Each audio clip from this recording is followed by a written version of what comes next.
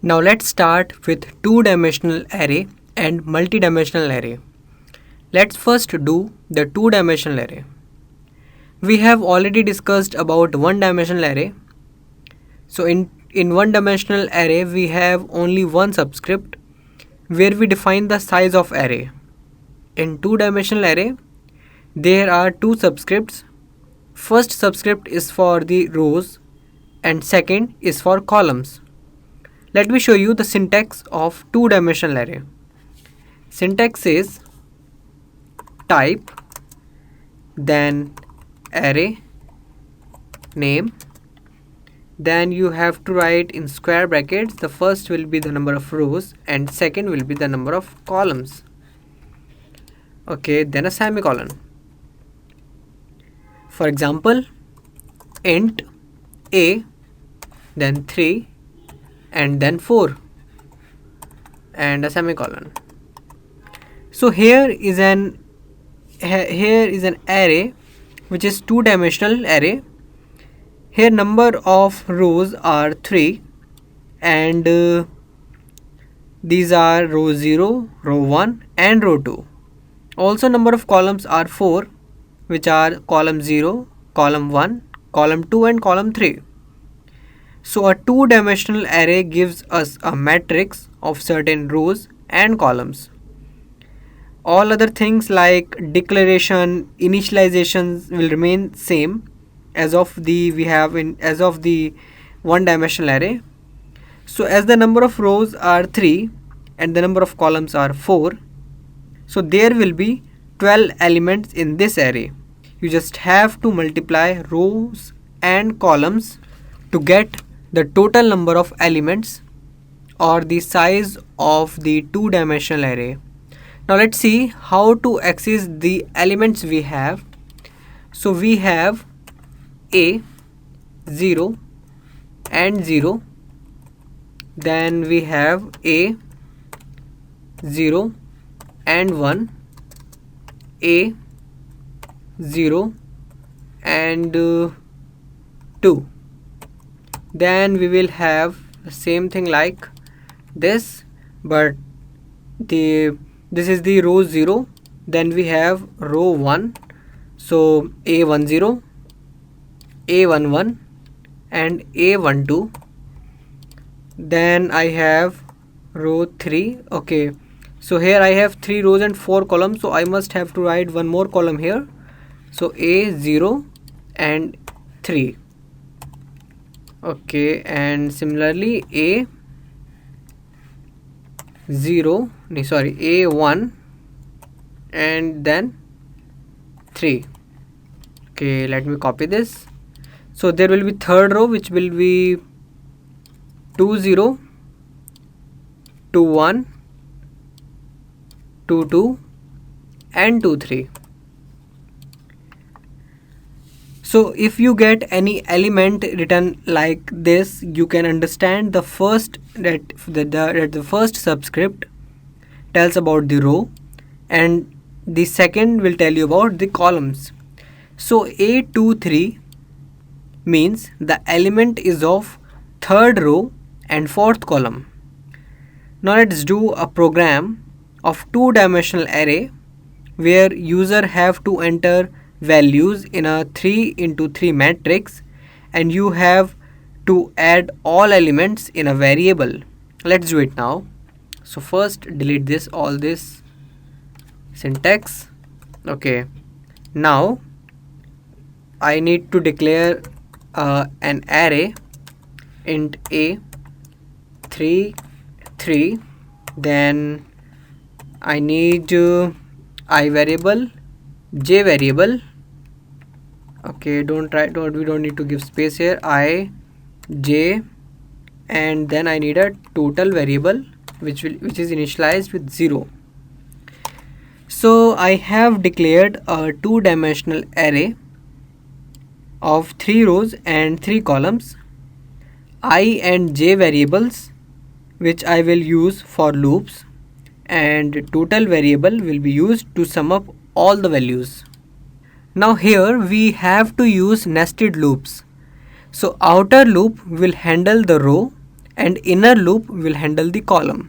So here I will write for, but before that let's ask the user to enter values. So I will write printf, then printf enter elements of the matrix, then a /n and a semicolon.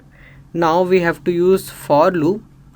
For I is equals to 0, then I is less than 3, then I plus plus. Okay, and after that I will use another for loop for the columns.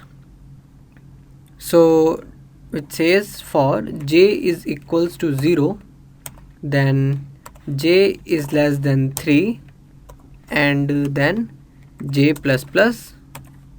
Okay, and inside that I will write scanf, then percentage d, and then comma address of, I want to store the value at the address of a, then I, and then j. So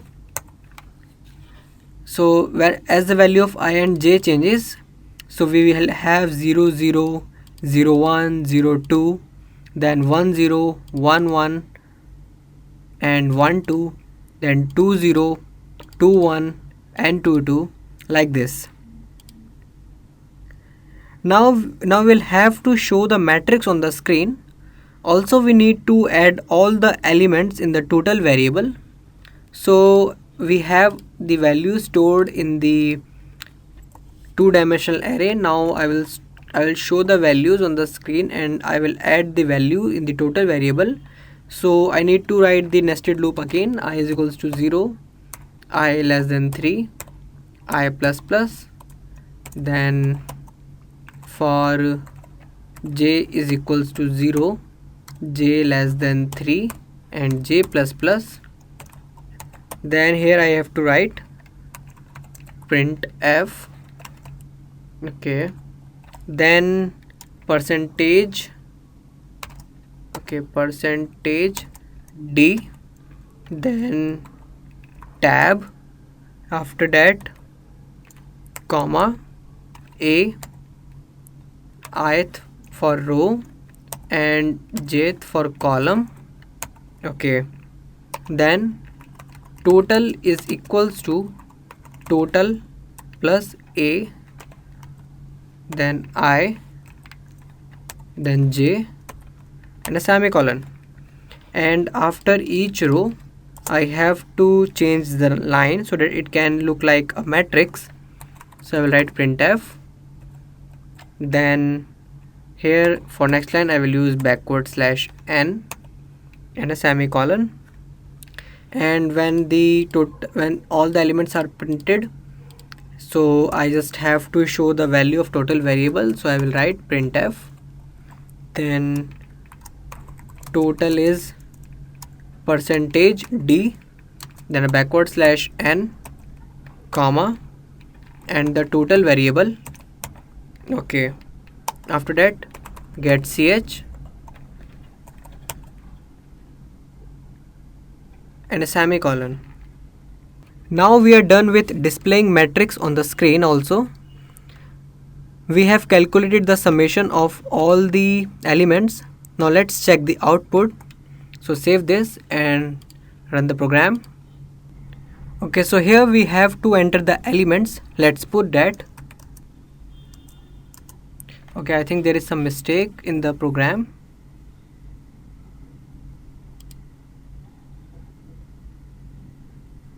Okay, I have to use percentage here. Okay, now save it and then run, and let's enter the values.